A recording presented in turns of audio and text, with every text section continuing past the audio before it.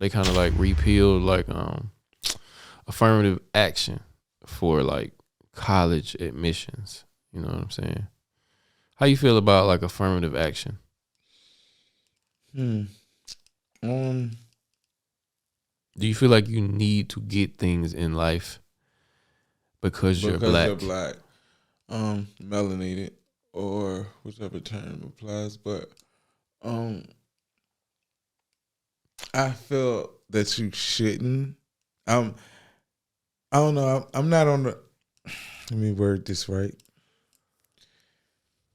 I'm not really on the reparations truck anymore, and I feel like the affirmative action is a a web off of that. Oh, Just yeah. another form of it. Like, here, we'll take the granola bar. Right, right, You right, know, right. take the granola bar. You hungry? Take this. Like, it's like a pacifier. Right, right. But I mean, it does guarantee that certain people gonna be at jobs and everything. But I feel affirmative action, yeah, it works for the workers, but I prefer a lot of them to start making businesses. You get what I'm saying? The CEO can't get affirmative action Right, right, right. because he just runs the business. He makes money. He podcasts, my studio, the music is just. I just feel people should just find something that they can make money off. And even though you might be working or not, but it's like affirmative action. It's like they looking at us and saying we gotta give them something because they need this. Right. And I don't like this. I just don't like the image of it on I don't our like the people. connotation of it. It's like we've come this far, but we still need that. And there's so many business owners. When COVID happened, we watched so many people who we never saw try it. Everybody was popping up with a business, hair, nails, this, but so many businesses popped up. And I really feel affirmative action is a crutch that stops some people from starting businesses. Right, right, right. Because in COVID, we learned that if they really were put to the test of needing something, they would start to provide, they would survive. And some of these companies are still running to the day and they haven't stopped. I think affirmative action, people waiting for reparations or just whatever you're waiting for, is just stuff that's blocking you from actually just getting it on your out own there and shit. and just saying, hey, there's nothing coming back for me. There's nothing. Today is today. This is where I start. Yeah. How we about to eat. Right, right, right. Suppose there's a time when they get reparations. What if it's not in your lifetime? I think you should just need to work for the day and get what you get. But however, I feel on the back end of the concept of people feeling like for what was done to us, we should be given something just to uplift us economically. Mm-hmm. So I do approve of that. You know what I mean? Of course I approve of that. But I just think I travel so much, and I just think a lot of the options, it's just so much going on right now that really, there was a time where affirmative action was like, come on, hire us. But now it's like, man, it's a lot of intelligent brothers and sisters out here now. Yeah, that's kind of where I stand on it. It was like, it was a time when black people needed affirmative action because, it was a time that we were slaves, time we got released from being slaves as a people. I use the term we loosely. But then it was a period where society had to get used to, and I'm not like caping for white people, but it was a grace period where society and white people had to get used to black people being like equal to them and shit. And a lot of people didn't want to hire black people, so they had to make laws to like make them put a certain number of black people until people got over that prejudice and shit.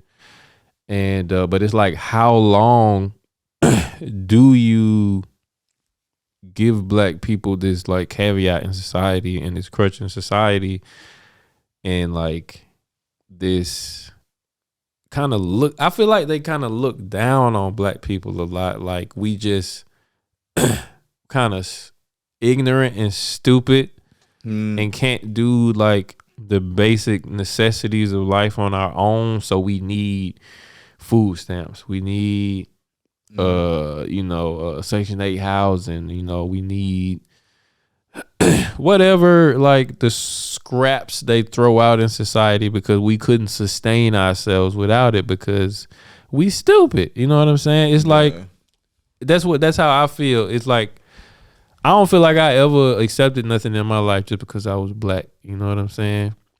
Maybe some pussy. You know, but but that's it. You know what I'm saying? Yeah.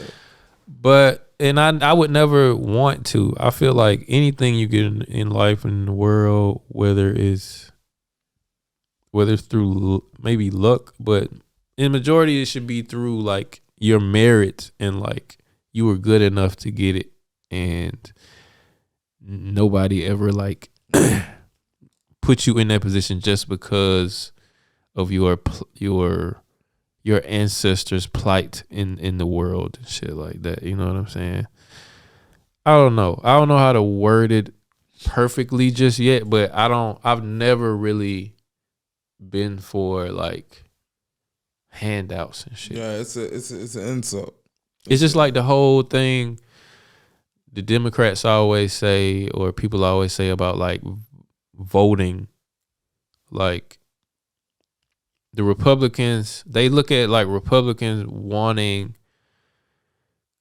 voter laws where you have to have an ID to vote in the state that you live in as a racist law because a lot of black people don't have IDs.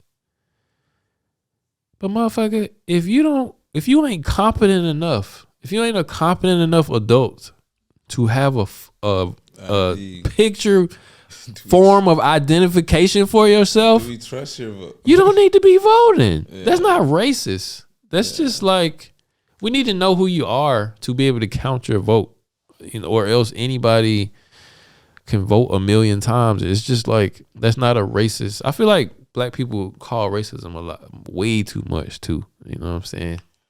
To get on that. Oh man, we cracking open the lid. Crack it open. All right. Well, black people and the racist thing. I feel, I don't know. Black people dramatize stuff. We dramatize stuff. You get what I'm saying? So I'm gonna say yeah and nay. I think there's an undertone, and we pick up on it on the spirit level or body language level. Okay. But we dramatize the response so much that we allow them to say, "You doing all that for what I did?" Right. And it makes us look wild, like we're just always yelling. And really, it's like, no, I really noticed something. It was small. I might have made it big, but right. You was doing it though. I think that's. I feel what you're saying, but that's easy to mistake too. It's easy to like assume it was some racial undertone in something somebody said, you know what I'm saying?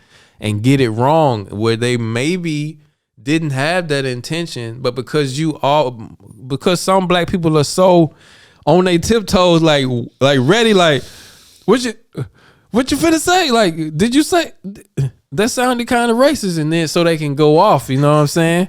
And get that whatever they wanted to get. Because usually the average white person's going to back down. You can pull that black card out. And they can be like, just eat the cookies. You can have them all. So you know what I mean? So Straight up. It's I think some of our people is using it like a weapon. Straight up. Yeah. And it's like black people can say anything about, or anybody can say anything about white people these days. And it's cool. But white people can't say shit about nobody because for some reason they like the demons of society. You know what I'm saying? It's like right now, they went through the stage where they were the abusive husband in the relationship. You get what I'm saying? And I think now we're in the time, we're not even abusive, the cheating husband. The cheating husband. Okay. We out of the cheat. You know, some of us have been there. All right. Or the cheating boyfriend, whichever one. Yeah. And now I think they're in the stage where she's found out she's been cheated on after all these years, and no matter what you say, no matter what you do, no matter you know how it is when you just walk in these conditions in a house and you just like, Are you good? Yeah, I'm good. Ain't nothing good about it. Ain't nothing good. Wasn't good when you was messing with that. Yeah, but you know what that make us in that situation? The bitter. The bitter bitch that didn't fucking leave and just want to stay and fucking whine and complain about the shit and not let it go and making both of our motherfucking life miserable. For too long. Yeah. Eventually you gonna be like, hey, shut up. Yeah, eventually you'll be like, all right, but shut the fuck up though. So I can't fault some of the other racists for saying, hey man, like, bro, you could fly. You could go. You can sit here and cry about this with bruh, the dude that wasn't even smarter than you just went out there to Ghana and did nothing. He just went out there and balled. Right. And you ain't even gonna try to, you can sit here and whine. Like, it's just, we're whining too long. But we have a good reason to be whining. Have a good reason to be. It's too much time on whining. It gets to a point where eventually the chicks is looking at the other chick like, yo, you gonna cry about it? Is you gonna leave him alone? Yeah. Why would you just leave? You know what I'm saying? Or if you gonna stay, shut the fuck up about it. And you can say, hey, I'm going to be a proud whatever. I consider myself and I'm going to do this. Or you can say, hey, nah, I'm not doing that. I'm about to start it. And you can go whatever. You know, those who start their systems up and I'm going to do this, go off the grid. It's ways to go about it. But yeah, either stay in the program or get out the program. But the crying, usually you stand still and cry. Most people aren't going forward and crying while they're going. Yeah, usually you stop and you cry and you really don't do nothing until you stop and then you're like, all right, I'm good. We can. Exactly. At some point, you got to move the fuck on, man. Yeah, some of us are in that cry stage. Thanks for watching this clip of the Quote Goats podcast. I truly hope you enjoyed yourself and maybe even learned something new. If you haven't already, make sure you like this video, subscribe to the channel, and hit that notification bell so that you never miss a clip, short, or full episode of the show. See you guys next time. Peace.